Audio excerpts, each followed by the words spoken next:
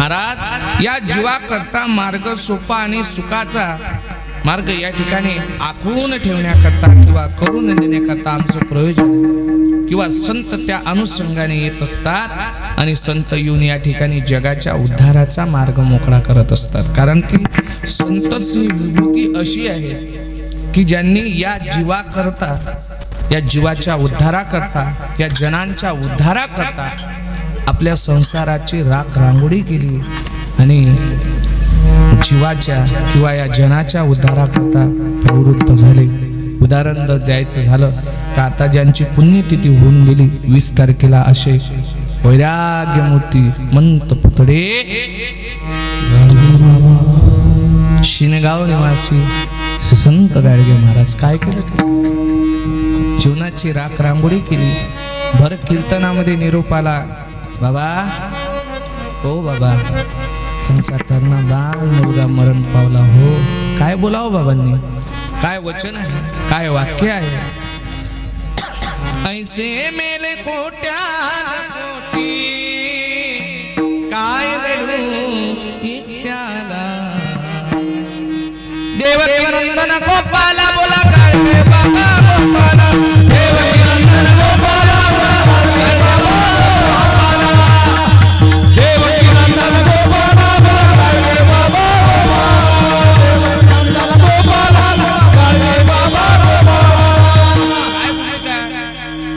चरित्र भाग वाचत असताना एक मुद्दा सापडला, गोड मुद्दा आहे की श्री संत वैराग्य मूर्तिमंत पुतळे डेबूजी बाबा गाडगे महाराज ज्यांनी चिंदया धारण केल्या आणि गाडगं घेतलं. गाडगं कशा करता घेतलं?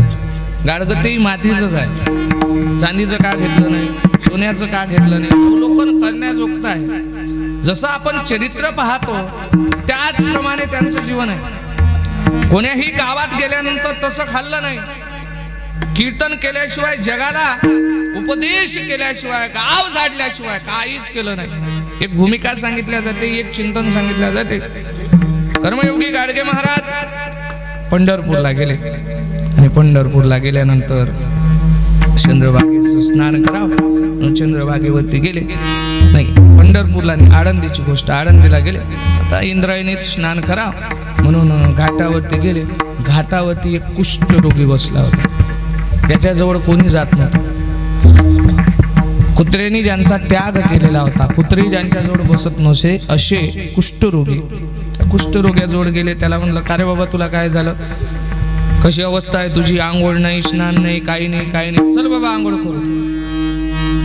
त्यांनी त्या कुष्ठरोग्याच्या हाताला हात धरला, त्या ठिकाणी त्याचा हात धरला आणि त्याला मधी पाण्यामध्ये नेलं आणि त्याची आंघोळ घेतली, करून घेतली किंवा केली. त्याच्या मागचं कारण काय जर सांगायचं असेल तर स्वतः कितीही दुःखात असून जगाच्या उद्धाराकरता किंवा जगाच्या कल्याणाकरता झिजणारे, स्वतःचा देह झिजवणारे ते फक्त संत आहे, दुसरं कोण नाही. विठ्ठल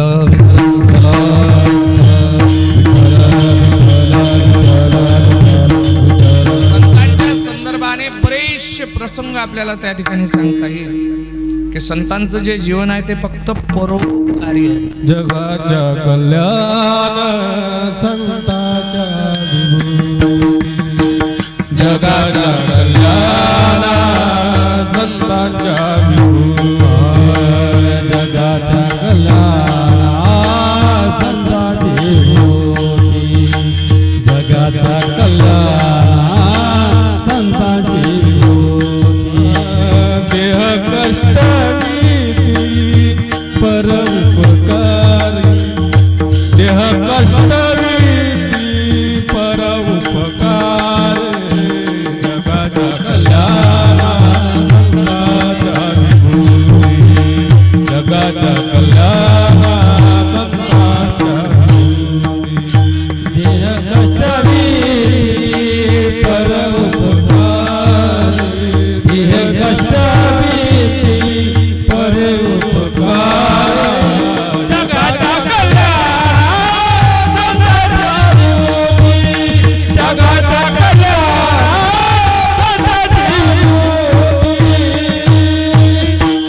जगाच्या कल्याणा संतांच्या विभूती, देह कष्ट विधी परोपकार.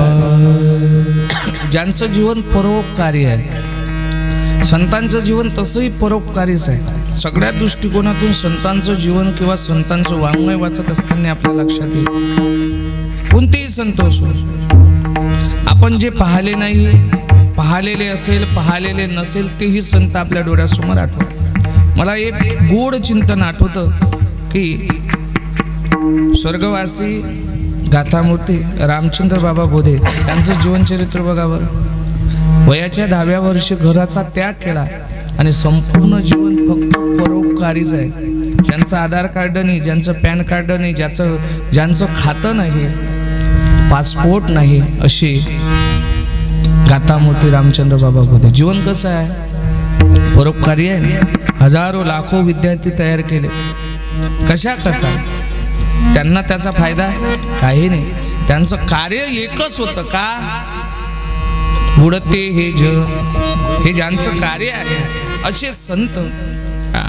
आता या ठिकाणी जे संतांच्या संबंधाने जी जगद्गुरु तुकोबारायांनी परिभाषा मांडली, किंवा आजच्या अभंगामध्ये जगद्गुरु तुकोबारायांनी जी अभंगाची व्याप्ती करत असताना जे चिंतन मांडलं, त्या चिंतनाच्या अनुषंगाने जर विषय मांडायचा झाला तर जगद्गुरु तुकोबारायांनी कोण्याही संतांचं नाव उल्लेख या अभंगामधून केला नाही. नाव उल्लेख आहे का? नाही आहे. धन्य ते संसारी, याचा अर्थ संसार, याचा अर्थ जग. या जगतामध्ये ते धन्य आहे कोणते? ज्यांच्या अंतःकरणात दया आहे. मग आता दया तर सगळ्याच्याच अंतःकरणात असते, पण दया करत असताना सगळ्याच जीवाविषयी ज्याच्या अंतःकरणात दया, मग तो मुंगी जरी असेल दया, किडा जरी असेल दया. या संबंधाने जर चिंतन पाहतो म्हटलं तर एका संतांचं चरित्र आपल्या डोळ्यासमोर येतं. आज वेस्ता सर्वभूताना.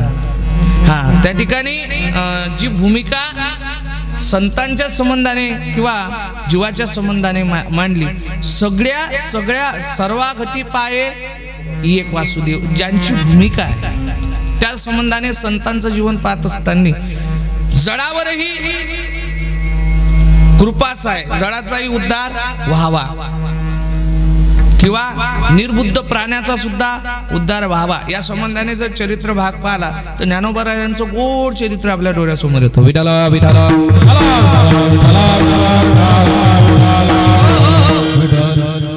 ज्ञानोबारांनी रेड्याला बोलवण्याकरता काय केलं?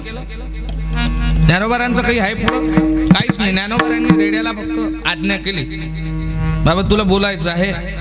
ज्ञानोबारांनी रेड्याला बोलायचं आहे म्हटल्यानंतर रेड्याने म्हटलं का बा मी रेडा आहे, तू माझ्या मागं कशाला लागला आणि काय गरज आहे, मी कशाला बोलून, तुम्ही कोण मला बोलणार आहे, काही म्हटलं काय? म्हटलं. पण आताच्या रेड्याला चल ना हरिपाठाले, मी रेड्याची गोष्ट करत होता, चल ना हरिपाठाले, कोण येईन? तीच भूमिका आहे. रेड्याच्या डोक्यावर फक्त हात ठेवला आणि म्हणलं काय? ज्ञानदेव म्हणे ओंकार मूळ प्रणव, ओंकार मूळ प्रणव, ओंकार मूळ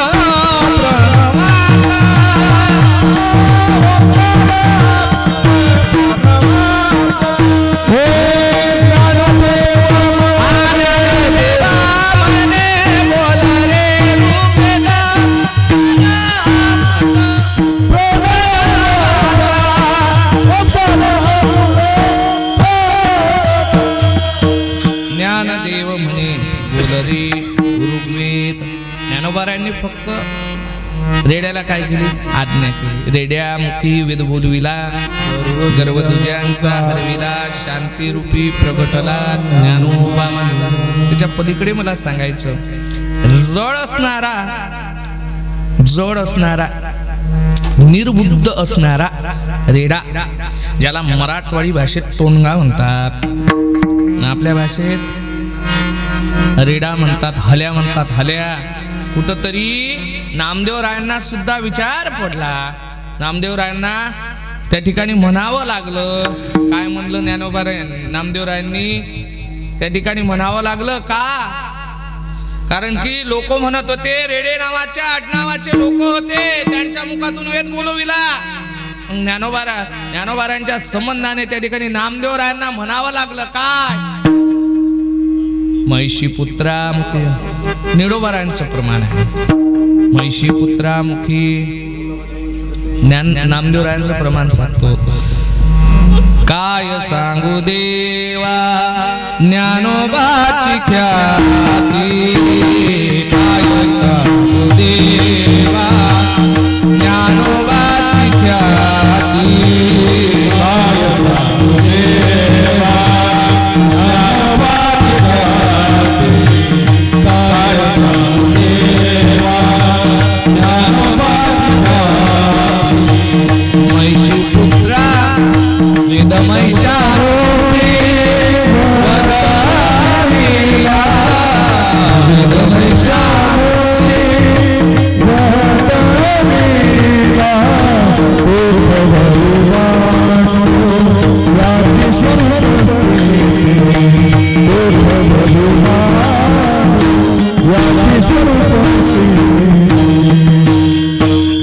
वेद महिषामुखी वदविला. निर्बुद्ध असलेला रेडा तोंडगा त्याच्या मुखातून वेद बोलवला. तो रेडा, तो तोंडगा रस्त्यानं जर जात असताना, रस्त्यानं हवे रोडनं चालू द्या त्याला काका, आष्टी रोडनं गाडी चालवत असताना परतवारा रोडनं तो जर मध्ये आला आणि तुम्ही किती काही हॉर्न वाजवली तर तुम्हाला खाली उतरायचं काम पडत होतं. एवढा निर्बुद्ध असलेला, त्याच्या पाठीवर दणका पडल्यावर नंतर पाहतो तो आता कोण मारलं म्हणून. असा निर्बुद्ध. त्याच्या डोक्यावर फक्त ज्ञानोबारांनी काय केलं? हात ठेवला. तो रेडा बोलला. जडाचा निर्बुद्ध्याचा त्या ठिकाणी काय म्हणतात त्याला, प्राण्याचा सुद्धा उद्धार आहे. पुढे सांगू का? पुढे भिंतीला फक्त चाल म्हटलं. भिंतीने चाल म्हटल्यानंतर भिंतीने काही उत्तर दिलं का? कशाला जाऊ बाबा, काय कारण आहे बाबा, मी भिंत आहे बाबा. जड असणारी भिंत, निर्बुद्ध काय निर्जीव असणारी भिंत, तिला फक्त आज्ञा केली, चालविली जड भिंती, हरली चांगयाची भ्रांती, आणि मोक्ष मार्गीचा संगती. ज्ञानोबा माझा भिंत चालली, त्याच्या पलीकडे सांगतो. प्रेताला फक्त आज्ञा केली. सच्चिदानंद बाबांचं प्रेत चाललं होतं. त्यांची पत्नी ज्ञानोबारांच्या चरणी नतमस्तक झाली. ज्ञानोबारांनी आशीर्वाद दिला आणि पत्नीने सांगितलं, बाबा हा आशीर्वाद आज या जन्मातला की पुढल्या जन्मातला. त्यावेळेस ज्ञानोबाराय म्हणले, तू अशी का बोलतो? माझ्या मुखातून निघालेले शब्द आहे. ज्ञानोबारांना पत्नी म्हणायला लागली, सच्चिदानंद बाबांची, ते जे प्रेत चाललं ना ते माझ्या पतीचा ठेवा खाली. ज्ञानोबारांनी खाली ठेवायला सांगितलं. सुतळी वगैरे तोडली आणि तोडल्यानंतर ज्ञानोबारांनी फक्त हात ठेवला. हो, परिणाम काय झाला? बाळा पोटी माहेरी गेलं, मेलो माणूस जिथं उठविलं, वेड काळासी घरासी लगा विठाला विठाला.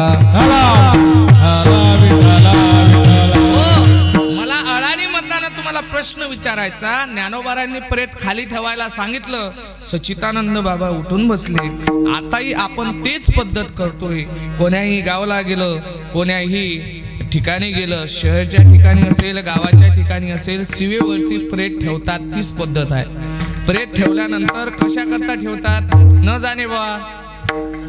जाणे बा उठला गिटला तर समजायला काय हरकत आहे? समजा खाली ठेवलं आणि तो उठून बसला. जे ठेवणार आहे ते तिथं थांबन का? कोले काका थांब. एकनाथ महाराजांनी वरून त्यांच्या अंतःकरणात भावना उत्पन्न झाली होती. दलितां करता धावला, दुर्जनां करता धावला, ब्राह्मणाचा कधी विचार केला नाही. आखरी चालला तर ब्राह्मणाच्याच खांदीवर. एकनाथ महाराज शिडीवर उठून बसले होते आणि एकनाथ महाराजांनी वरून आवाज दिला, ए ठेवा खाली. खाली ठेवणारे थांबले का? थांबले. आपण आपली जी जरी पद्धत असेल, परंपरा असेल खाली ठेवायची, पण एकदा गेलेला माणूस तो जर अचानक उठून बसला, आहे काय कोणाची ताकद? कोणाचीच ताकद नाही आहे महाराज, कोणाचीच ताकद नाही. मेल्यानंतर शेजारी दोघच नवरा बायको घरात, दोघच 2 BHK फ्लॅट, दोघच नवरा बायको. त्याच्यातला नवरा रात्री गटकला. बरं, रात्री तो 2 वाजता गेल्यानंतर शेजारी कोणीच नाही. खरं सांगा, खरं सांगा मला, पती संग राहणारी पत्नी तो गेल्यानंतर, याच्यातला तो गेल्यानंतर खरंच ते त्या ठिकाणी 2 वाजता थांबते का?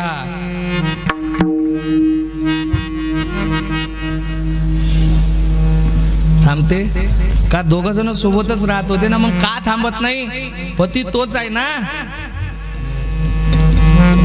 पती काय केला? पती तर तिथंच आहे ना, ज्या देहाशी तिचा विवाह झाला तो तर तिथंच आहे ना. ज्याने हे घर भाड्यानं घेतलं होतं तो भाडे करून निघून गेला. घर तर तसंच आहे ना, घर तसंच राहणार आहे, ते इथंच राहणार आहे. पण जो आलेला भाडेकरू आहे त्याला या योग्य घराची वापर योग्य रीतीने करता आली पाहिजे. तो जीवनामध्ये सफल आहे.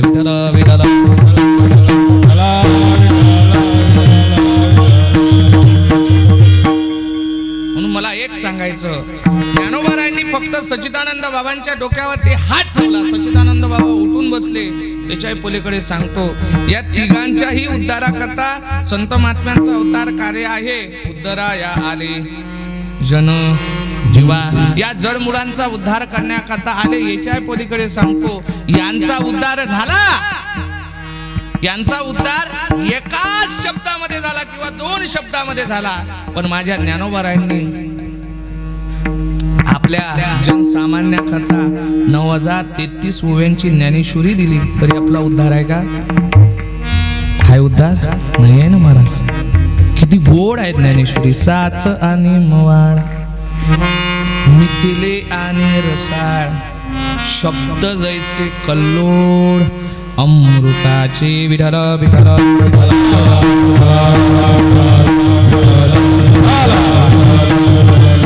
आणि ते संत पुन्हा पुन्हा या जगाच्या अनुषंगाने अवतरित होत असतात. या जगतामध्ये अवतरित होऊन करतात काय ते, किंवा ते येतात कशा करता, त्याच्या येण्याचं माध्यम काय जर असेल, जगद्गुरु तुकोबारायांनी अभंगाच्या 2ऱ्या चालीसा येते उपकारासाठी, येते उपकारासाठी, येते उपकारासाठी, येते उपकारासाठी, येते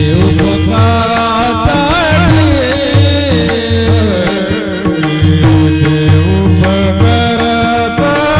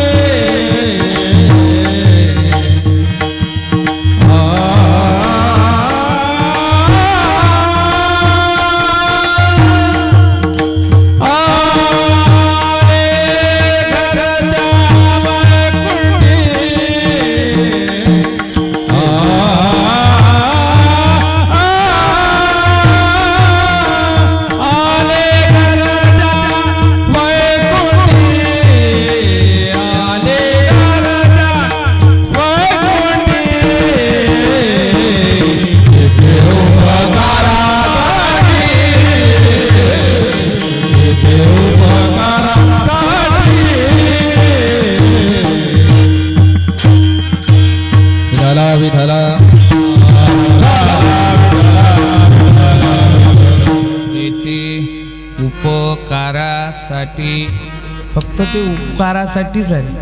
हा, उपकारच आहे, कोणावरही उपकार. एकनाथ महाराजांचं दृष्टांत समोर घ्या. एकनाथ महाराज गोदावरीवरती स्नान करायला गेले. आता स्नान झाल्यानंतर एकनाथ महाराजांनी एक विंचू मरताना पाहिला, पाण्यात पडला होता. तो एकनाथ महाराजांनी हातावरती घेतला आणि बाहेर काढला. मग विंचाचा स्वभाव काय आहे? काय स्वभाव आहे विंचोबाचा? विंचोबाचा स्वभाव एकच आहे, डंक मारणे. एकनाथ महाराजांनी विंचो डंक मारल्यानंतर विंचू खाली पडायचा, पुन्हा एकनाथ महाराजांनी बाहेर काढायचं, पुन्हा पडायचा, पुन्हा बाहेर काढायचं. एकनाथ महाराजांचा स्वभाव जो आहे किंवा संतांचा स्वभाव जो आहे, जगाचा उद्धार करणं. बुडती हे जग हा संतांचा स्वभाव आहे. आणि जीवाचा स्वभाव काय आहे?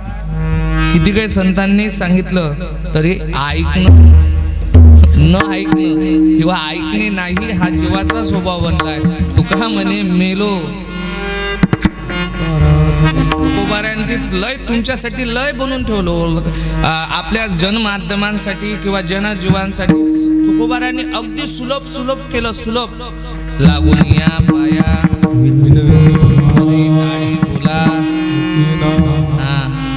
त्याच्या खाली येऊन तुकोबारांनी सांगावं, तुकोबारांनी देवाकडे जावं, देवाला सांगावं, देवा ओ देवा. देव म्हणले काय रे तुका, एक काम करा ना, खाली ये ना विटेवर येऊ. कशाला रे? तुम्ही लहान व्हा आता, मला तुम्हाला घराघरापर्यंत पोहोचायचं आहे. देव म्हणले कशाला रे? अरे या जीवाचा उद्धार करण्याकरता तेही मला करायचं काम पडलं तर चालेल. तुकोबारायांनी देवाला डोक्यावर घेतलं आणि सगळ्यांच्या घरोघरी गेले नाही का तुकोबाराया? उगीच सांगितलं का संत महात्म्यांनी? गेले ना तुकोबाराया. देव घ्या कोणी, देव घ्या कोणी, देव घ्या कोणी, देव घ्या कोणी, देव घ्या कोणी, देव घ्या कोणी, देव घ्या कोणी, देव घ्या कोणी, देव घ्या कोणी.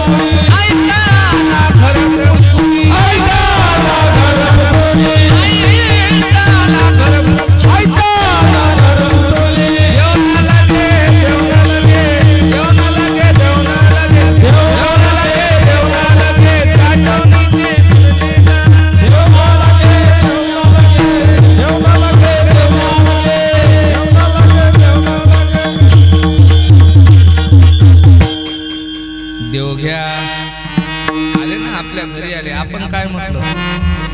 मला देवाची गरज नाही.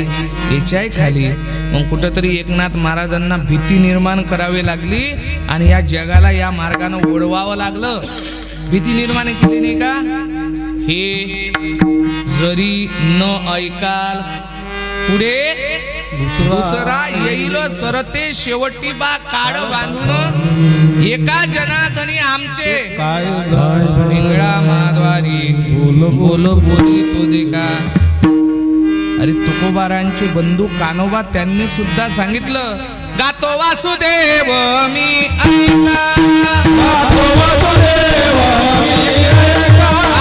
चित्त ठाई देऊनी भावे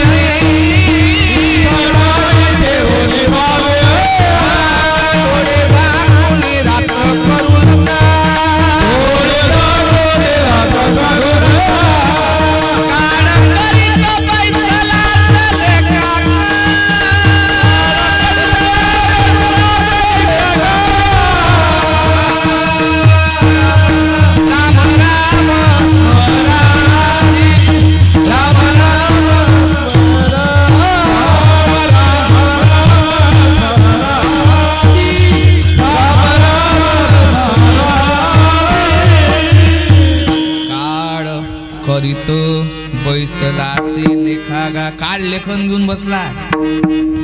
मग काळ लेखन घेऊन बसला आहे. निळोबा कानोबाराय आपल्या जवळ आले आणि आपल्याला सांगितलं, अरे बाबा ऐक, तारीख निघून जाईल, मग फॉर्म भरणं होणार नाही, आता भरून घे. म्हणतो वाढते तारीख. अरे बाबा ते फॉर्मची तारीख वाढते पण इकडली तारीख नाही वाढत ना. हे तारीख कोणाच्या हातची आहे? रवींद्र काळमेघ आज इथं कीर्तन करतो, उद्या दिसेल याची गॅरंटी आहे का?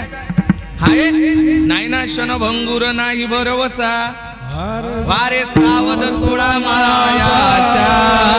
मग काय पायीच न चले गळा पडेल फासा पुढे हुशार थोडा हाय वडसागा. बरं क्षणाचा भरोसा नाही एवढ्यात बरोबर आहे पण अल्प आहे ना अल्प आयुष्य शत बनले ते मध्य बालक तो पिढा काय भजनाची उरले ते पाय. या चरणाचा भाव जाणत असताना भजन करण्याकरता वेळच नाही ना.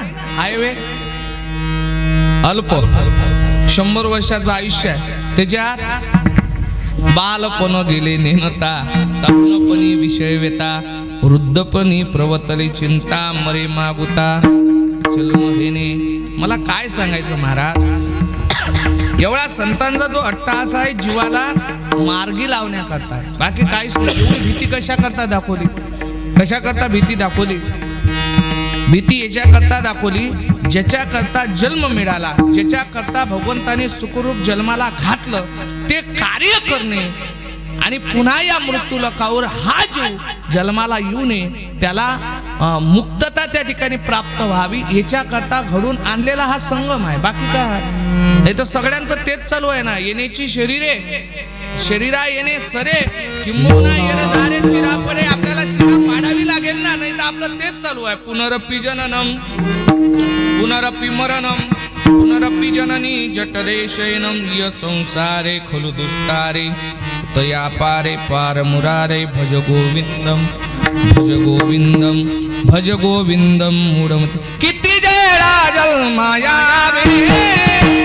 नित्य भावे भजितो नित्य भावे भजितो नित्य भावे भजितो.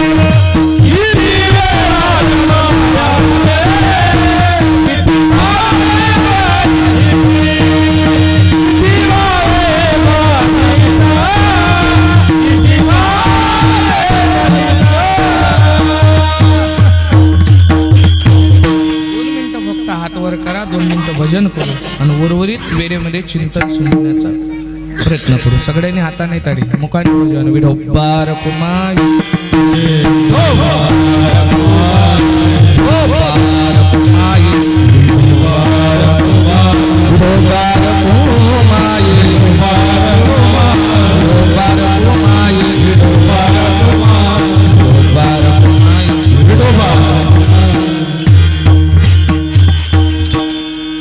कुठंतरी या जीवाचा उद्धार व्हावा म्हणून संतांची काय म्हणतात त्याला तळमळ असते. करण्याकरता उदाहरण सांगतो तुम्हाला पटेल असं बघा. भागवतामध्ये गोड चरित्र भाग येते कोणाचा भरत महाराजांचा. भरत महाराजांना हरिण सापडलं हरणाचं पाळस. सापडल्यानंतर 100 पैकी एकटाच हा धार्मिक होता बाकीचे सरे त्यांचा काही मला विषय सांगायचा नाही. हा एकटाच धार्मिक होता. त्यानं सगळं घरदार सोडलं आणि कुठं गेला वनात गेला. गंगेच्या किनारी झोपडी बांधली. आपलं रोज ध्यानधारणा चालू अर्घ द्यायची नामचिंतन करायचं. एक दिवस वाघाच्या दरकावणीने किंवा वाघाच्या भीतीने हरिण पळायला लागलं आणि ते हरिण गर्भवती होतं. हरणीने नदीवरून उडी मारली आणि उडी मारल्यानंतर तिच्या पोटात असणारा जो पाडस आहे गर्भ आहे तो खाली पडला. पाण्याने वाहत वाहत वाहत वाहत भरत महाराजांच्या हाती आला. भरत महाराजांनी त्या पाडसाला महाराज त्या पाडसाला बाहेर काढलं आणि त्या पाडसाला लहानाचं मोठं केलं आणि उपदेश करायला सुरुवात केली. त्या पाडसाला उपदेश करत असताना ते पाडस निघून गेलं आणि महाराजही निघून गेले. त्या पाडसाचा उपदेश अधुरा राहिला. पुन्हा भरत महाराजांना जन्माला यावं लागलं. जड भरत राजा किंवा त्या जड भरताला म्हणजे त्या भरत महाराजांना हरणीच्या गर्भात जावं लागलं. त्या हरणीच्या गर्भात तो पाडस मिळाला नाही. पुन्हा जड म्हणून जन्माला आला आणि ते पाडस हरिण राहुगण राजा म्हणून जन्माला आलं. आणि कुठंतरी पुढे कपिल मुनींच्या आश्रमामध्ये जात असताना घडलेला जो संबंध आहे किंवा संपर्क आहे झालेली जे भेट आहे त्यावेळेस उद्धरून गेलं. म्हणून पुन्हा पुन्हा ते संत महात्मे या मृत्यू लोकावरती अवतरित होतात, त्याच्या मागचं एकमेव कारण आहे. मी पहिल्यांदा बोलून गेलो, बुडते हे जन न देखवे देवळा. म्हणून पुन्हा पुन्हा ते संत महात्मे येत असताना या जगाच्या उपकाराच्या अनुषंगाने येतात. पण येतात कुठून? काय सांगितलं तुकोबारायाने? काय सांगितलं? काय सांगितलं? येथे उपकारासाठी आले. ज्यांचं घर कुठं आहे? आम्ही वैकुंठ वासी, आम्ही वैकुंठ वासी.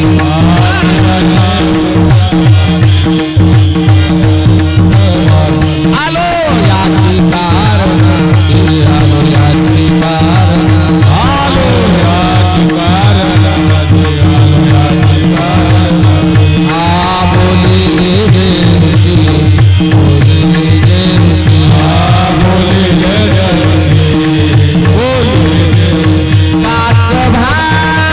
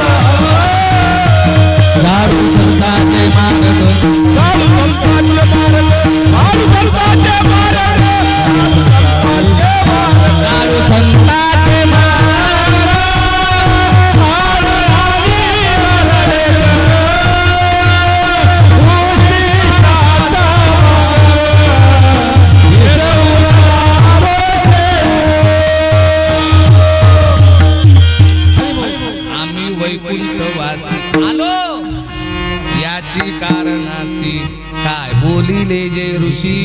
सात भावे वरताया, झाडू संताचे मार्ग. आडराणी भरले जग, उत्तिष्ठाचा भाग. शेषवरला तो सेव. येण्याचं ठिकाण सांगितलं महाराज. आले घरजा वैकुंठी, येते उपकारासाठी. आणि आले घरजा वैकुंठी ते संत, ते महात्मे कधी जीवनामध्ये खोटे बोलले, कधी खोटे वागले, ज्यांची खोटी वृत्तीच नाही आहे ते संत आहे. नाही तर संत तो नाही का. काल आता परवाला कोणाचं कीर्तन, पहिल्या दिवशी ज्यांचं कीर्तन झालं, जोगी महाराज इथं नंदगावला कीर्तनात बोलत असताना बोलले. त्यांचा मोठा मठ आहे, गाडी घोडी आहे, मोठी दाढी आहे, मोठी ढेरी आहे.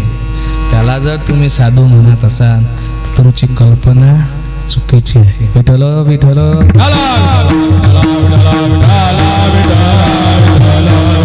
मोठी दाढी वाढली, मोठी गाडी आहे, मोठी ढेरी आहे, याला जर तुम्ही साधू म्हणत असाल तर ह्या मताचं खंडन माझ्या राष्ट्रसंत तुकडोजी महाराजांनी सहज केलं ना. अंगी नाही ज्ञान म्हणे साधू मला मान, साधू म्हटल्याने साधू होत नाही रे. साधू हॉटेलचा चहा पाणी नाही रे, चहा पाणी नाही रे. साधू म्हणू शकता का तुम्ही? असे साधू तो गजनानं पडलेले आहे. या मृत्यू लोकावरती गोटा उचलला की साधू पाहायला भेटते. तुम्ही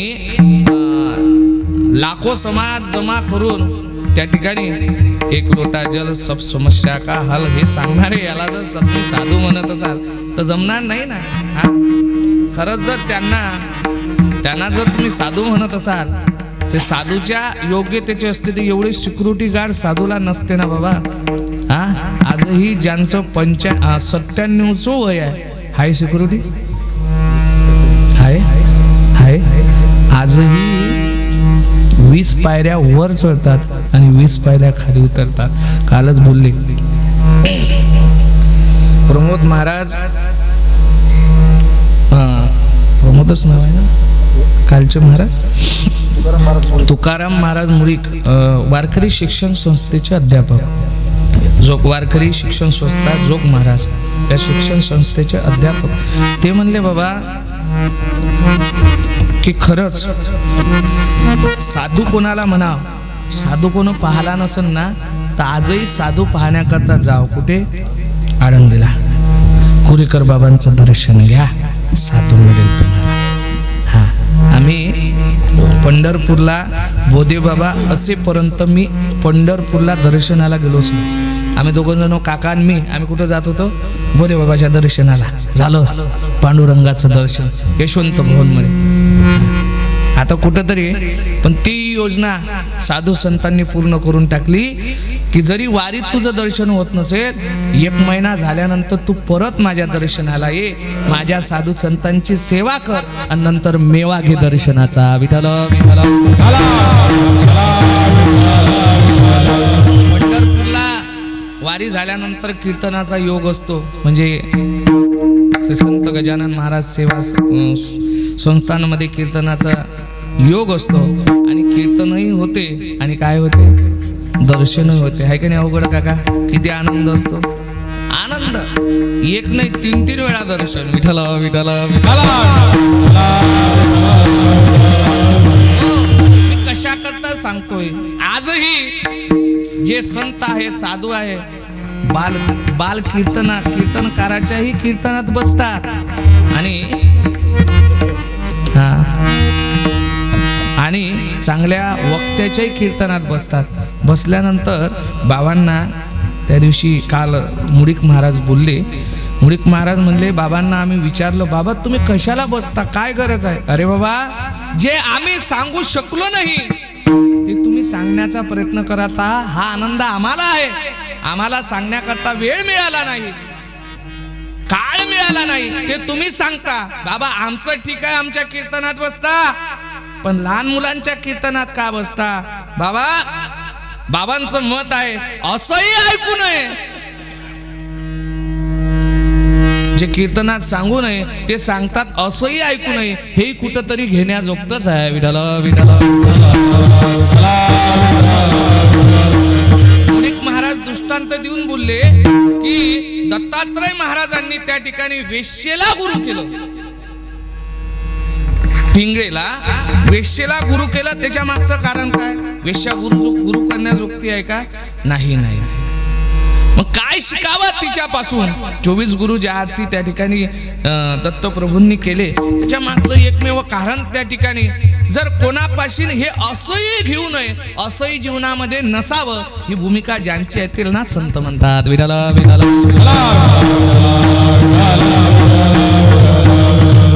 ज्यांची वृत्ती फक्त सत्य, मधुरावाणी, लटिके वचन. लटक म्हणजे खोटं कधी बोलत नाही. नाही देही उदासीन. आता याचा अर्थ पहा, लटिके वचन नाही देही उदासीन. दोन्ही इकडे हा शब्द लागू पडतो. लटिके वचन नाही देही. ते साधू ज्यांच्याकडे लटक म्हणजे खोटं नाही, जे जीवनामध्ये वावरत असताना सत्यवाणी आहे, ज्यांची सत्य, ज्यांचं लटक काही नाही आहे, ज्यांची वाणी पाहत असताना कशी आहे? मुखे अमृताची वाणी आणि देह देवाचे कारणी. मधुरा वाणी होती. तुका म्हणे वाव जगाचा गुणदोष अंतकरणात बाळगून जगाला योग्य दिशा दाखवणारे संत साधू जर कोण असेल तर त्याचं वर्णन सांगितलं. तेच साधू जे या जगतामध्ये धन्यतेचे पात्र आहे, ज्यांच्या अंतकरणात दया आहे. मग कोणते साधू? वर्णन कोण्याच साधूचं केलं नाही, पण एका साधूचं त्या ठिकाणी एका संतांचं वर्णन येऊ शकते. कोणते? भजन करूया. ज्ञानेश्वर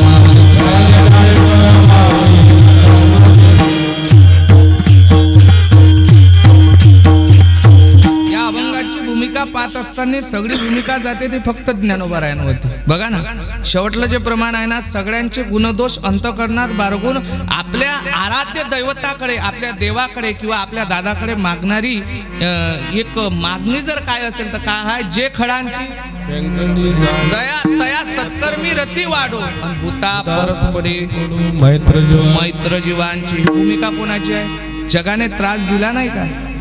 संन्यासाचे काटे म्हटलं नाही का? अरे भिक्षाने दिली भिक्षा, बरं मिळालेली भिक्षा मातीत तुडवली ना. बघा ना, ज्ञानोबारांची भिक्षा मातीत तुडवली. ज्ञानोबारांनी घरी यावं, ताटी बंद करावी, बसून राहावं. छोट्याशा मुक्ताईचं काहीतरी कर्तव्य दिसण्याकरता घडवलेली किंवा रचलेली जी लीला आहे, ते ज्ञानोबारांची लीला बघा किती सुंदर आहे. मुक्ताईचं काही वाङ्मय नव्हतं आणि ते मुक्ताईचं वाङ्मय घडण्याकरता ज्ञानोबारांनी केलेली जी लीला आहे ती ताटीची आहे. काय म्हणतात मुक्ताबाई? इच्छा मागे सारा, इच्छा मागे सारा,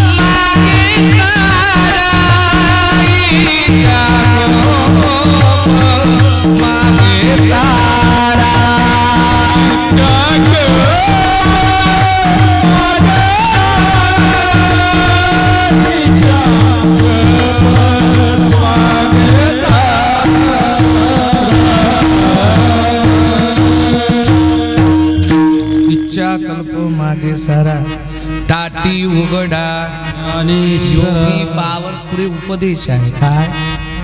लहान बहिणीने मोठ्या भावाला उपदेश करावा. भूमिका आहे महाराज संतांची. योगी पावन मनाचा साई, अपराध जनाचा, त्याला योगी म्हणतात. तो जनाचा अपराध सहन करतो. हा, साई अपराध जनाचा. पुढे काय?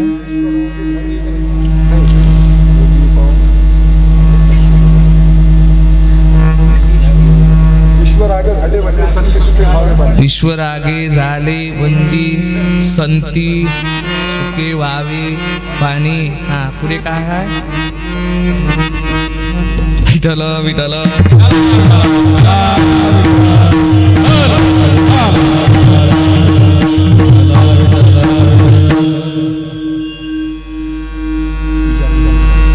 विचारून सांगतो. काय शेवटलं प्रमाण? ताटी उघडा ज्ञानेश्वरा, इच्छा कल्प मागे सारा. हे त्याच्यातलं प्रमाणच नाही आहे, हे प्रमाण दुसऱ्या अभंगातला.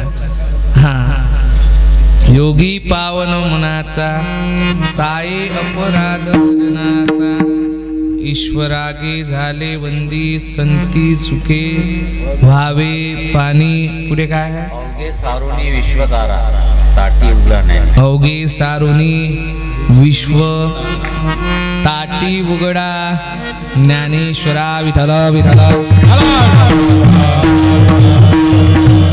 कशा करता बोलतो? ज्यांच्याकडे खोटेपणा नाही आणि सगळ्यांचे गुणदोष अंतःकरणात बाळगतात ते कोण? ते साधू. त्यांच्या अंतःकरणात दया आहे. मी पहिल्यांदा बोललो, जीवाविषयी दया, जडाविषयी दया आणि निर्जीवाविषयी प्राण्याविषयी ज्यांच्या अंतःकरणात दया आहे ते साधू. धन्य ते साधू. खालच्या अभंगामध्ये, खालच्या चरणामध्ये ते दृष्टांत दिले, ते साधू. धन्य ते संसारी दयावंत जे तरी ज्यांच्या अंतःकरणात दया आहे तेच साधू या जगाचा उद्धार करतात आणि ते साधू फक्त उपकारा करतात, अवतरित होत असतात. विठ्ठल विठ्ठल विठ्ठल.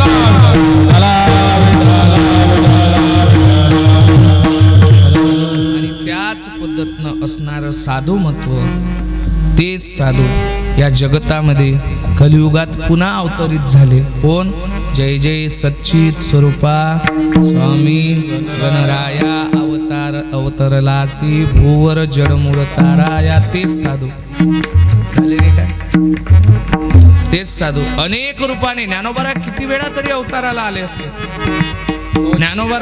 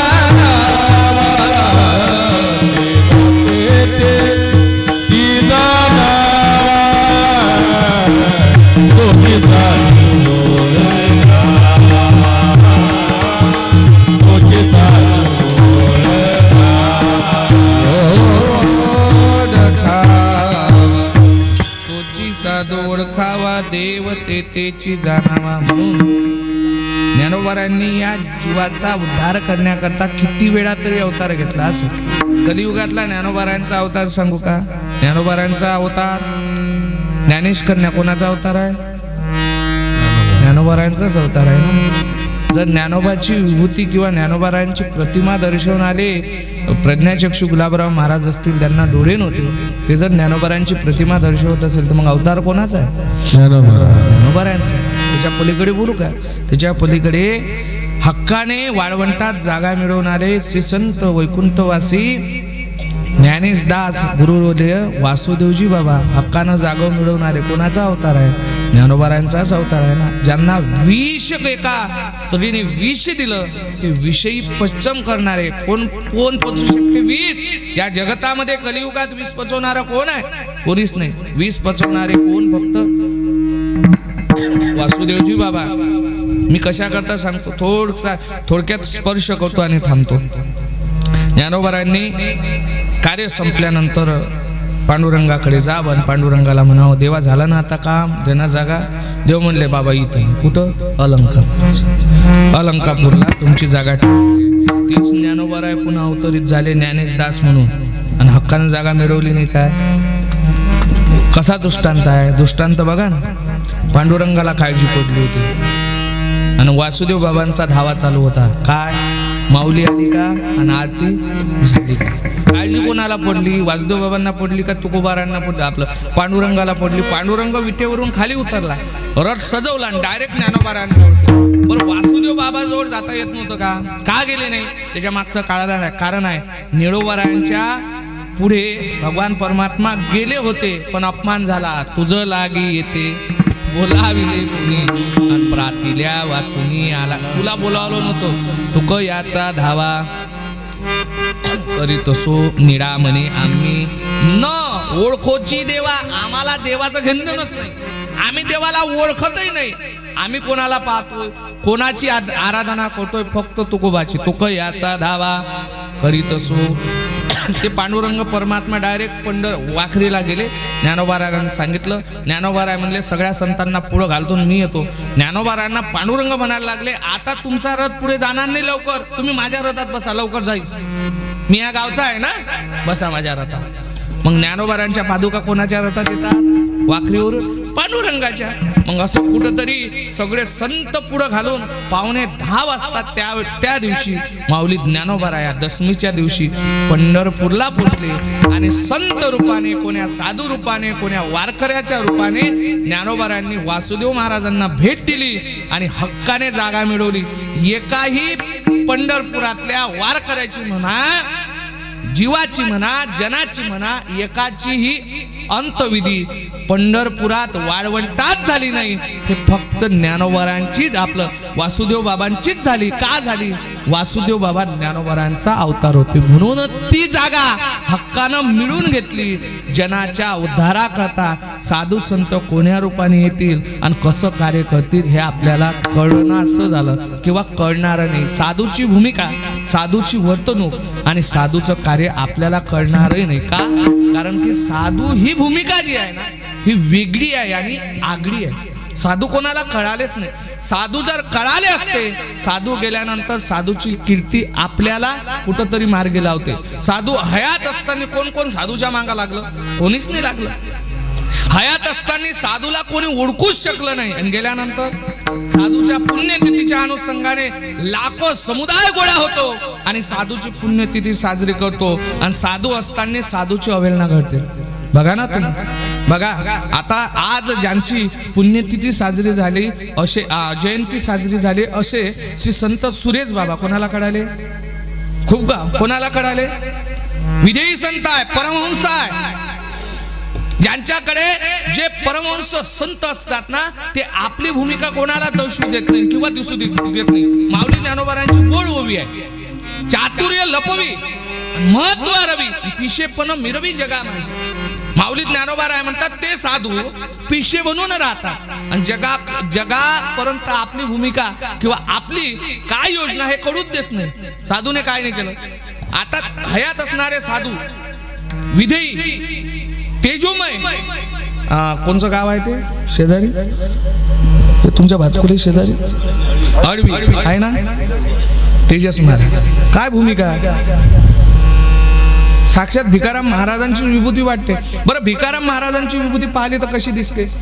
पाहिलं कधी? आंघोळ पाहिली त्यांची?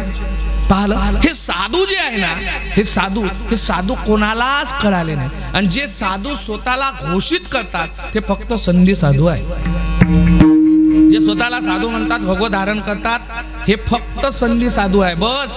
आणि हे साधू आहे, साधू आहे म्हणून जग जाग्यावर आहे आणि साधू आहे म्हणून जग वेगळ्या मार्गाने जायला लागलं. साधू जे संधी साधू आहे, त्याच्या मागे जर तुम्ही गेले, तुम्ही एक करा, मी तुम्हाला देव दाखवतो, देव दाखवतो, देव दाखवतो. देव काय खरंच दिसते काय? फुले काका, कोणाला दिसला देव? देव दिसत असते काय? देव अनुभवाची चीज आहे. आणि कलियुगात देव कोणालाच भेटत नाही. कलियुगात देवाची प्राप्ती करण्याकरता फक्त साधूची शरणागती महत्वाची आहे, साधूची संगती महत्वाची आहे. हरिप्राप्तीचे उपाय आणि धरावे संताचे ते पाय, केने साधती साधने आणि तुटती भवाची बंधने. या ठिकाणी श्री संत गजानन महाराजांच्या पारायणाच्या अनुषंगाने जो 4 दिवसाचा कार्यक्रम आहे, त्या अनुषंगाने माझ्या वाटेला आलेली ही पहिल्या दिवसाची सेवा. आणि या ठिकाणी कीर्तन करत असताना मला तरी विचार करावा लागतो. मी एरवी कीर्तन करत असताना मस्त आनंदाने कीर्तन करतो. का? वाट मोकळी असते ना. तरी आज बाबा नाही आहे, पण इकडे जाणकार आहे ना, जे ज्ञानेश्वरीचे अभ्यासक आहे. ज्ञानेश्वरी, ज्यांच्या कुठंतरी ज्ञानेश्वरीचं वाचन आहे, मुखतगत आहे. ज्ञानेश्वरीची एक ओवी जर पुढं शब्द निघाला, असे शब्द फक्त मराठवाड्यात चालतात. तुम्ही पुढं शब्द काळा पूर्ण करणारे खालचे लोक असतात. कुठंतरी विचारपूर्वक त्या ठिकाणी अभंगाची भूमिका मांडण्याचा प्रयत्न केला. अभंगाचा भावार्थ बोला तर मी माझ्या अल्पबुद्धीने सांगण्याचा प्रयत्न करा. याच्यातील जे योग्य असेल ते माझ्या गुरुवर्यांचं आणि जे चुकीचं असेल ते माझ्या बुद्धीचं दोष. झालेली सेवा सद्गुरू गजानन महाराज परमहंस मोहम्मद खान महाराजांच्या चरणी अर्पण करतो. श्री संत जयराम महाराजांच्या चरणी अर्पण करतो आणि इथेच थांबतो. या ठिकाणी कीर्तनाला आल्यानंतर मला तरी वाटत नाही मंडपात पब्लिक नाही म्हणून. वाटते काका?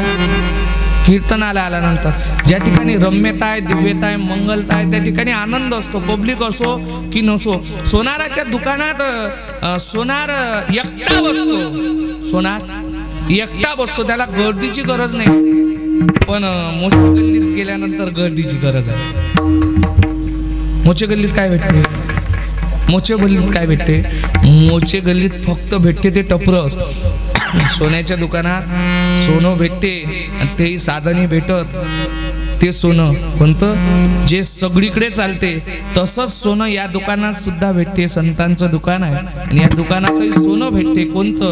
करा हरिभक्ती, परलोक येईल कामा, सोडवेनायमा, पासुनिया माऊली जे माऊली, गजानन बाबा माऊली, माऊली जय माऊली गजानन बाबा, गजानन बाबा माऊली, गजानन बाबा गजानन बाबा माऊली गजानन बाबा, माऊली जय माऊली, गजानन बाबा माऊली, माऊली जय माऊली, अनंत कोट ब्रह्मांड महाराज योगराज परब्रह्म सच्चिदानंद भक्त प्रतिपादक सेगाव निवास समाज सद्गुरू श्री गजानन महाराज की बोलता बोलता राहिलं एकच किंवा अर्धा मिनिट मला द्या. येत्या अधिक मासाचं औचित्य साधून, मे महिन्यामध्ये अधिक मासाचं औचित्य साधून 19 मे या तारखेला शुक्ताल किंवा शुक्रताल या ठिकाणी श्रीमद भागवत कथेचं आयोजन करण्यात आलं आहे. जर कोणाला त्या ठिकाणी यायचं असेल तर आपली नोंदणी करून द्या. अगदी काही सीटा त्या ठिकाणी राहिलेल्या आहे, काही सीटा बुकिंग झालेल्या आहे. जर कोणाला यायचं असेल, प्रवेश शुल्क आहे 8,500 रुपये. त्याच्या मागचं कारण आहे, कारण की जी वाढती महागाई आहे त्याच्यामुळं ती 8,500 रुपये फी ठेवलेली आहे. आणि ज्यांना कोणाला यायचं असेल त्या अधिक मासाचं औचित्य पूर्णपणे सफल करण्याकरता तर त्या ठिकाणी आपली नोंदणी करू शकता. त्या ठिकाणी अवघड काका आहे, अवघड काकाशी आपला संपर्क साधा. आपला आधार कार्ड आणि आपली अर्धी राशी त्या ठिकाणी जमा करायची आहे. उर्वरित राशी जाण्याच्या 1 दिवस अगोदर आपण त्या ठिकाणी जमा करणार आहे. आणि त्या ठिकाणी जात असताना 7 दिवसापर्यंत त्या ठिकाणी श्रीमद भागवत कथेचं रसपान त्या ठिकाणी होणार आहे, भागवत होणार आहे. आणि तदनंतर त्या ठिकाणी हरिद्वार असेल, ऋषिकेश असेल, हस्तिनापूर असेल, अरे रामदेव बाबा आश्रम असेल, त्या ठिकाणी या 4 ठिकाणी आपल्याला जाण्याचा योग आहे. गंगेची आंघोळ आहे. गंगा कोण्या ठिकाणी कशा पद्धतीनं वाहते त्याचा दृष्टिकोन त्या ठिकाणी आपल्याला पाहायला भेटेल. शुक्तालला संत गतीने वाहते आणि हरिद्वारला तिचा वाहण्याचा जो प्रकार आहे तो वेगळ्या स्वरूपाचा आहे. आणि ऋषिकेशला जर पाहिलं तर थोडी मध्यम आहे. जी हरिद्वारची जी गंगा वाहते ना, हे मोठ्या आक्रोशाने वाहते.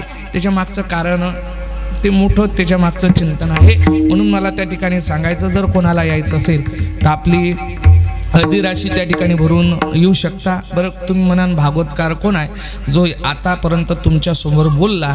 हरिभक्त परायण चिमाजी गोमाजी कापसे, मुक्काम अलीकडे, जिल्हा पलीकडे यांचे त्या ठिकाणी भागवत होणार आहे. जर कोणाला यायचं असेल तर येऊ शकता. 2016 मध्ये त्या ठिकाणी भागवत झालं होतं. पुन्हा या अधिक मासाचं औचित्य साधून भागवताचा योग त्या ठिकाणी घडून आला. जर कोणाला यायचं असेल तर त्या ठिकाणी तुम्ही आपला संपर्क साधू शकता. आयोजक आहे श्री संत मोहम्मद खान महाराज भागवत समिती अमरावती, त्या ठिकाणी यांचं आयोजन आहे. जर कोणाला यायचं असेल तर अनिल काका असतील, बोबडे काका असतील, आमचे अवघड काका असतील आणि आमचे सागर दादा असतील, यांच्याशी संपर्क साधा आणि झालेली सेवा सद्गुरू गजानन महाराजांच्या चरणी अर्पण करतो. आणि इथेच वाणीला पूर्णविराम. विठ्ठल जय जय विठ्ठल.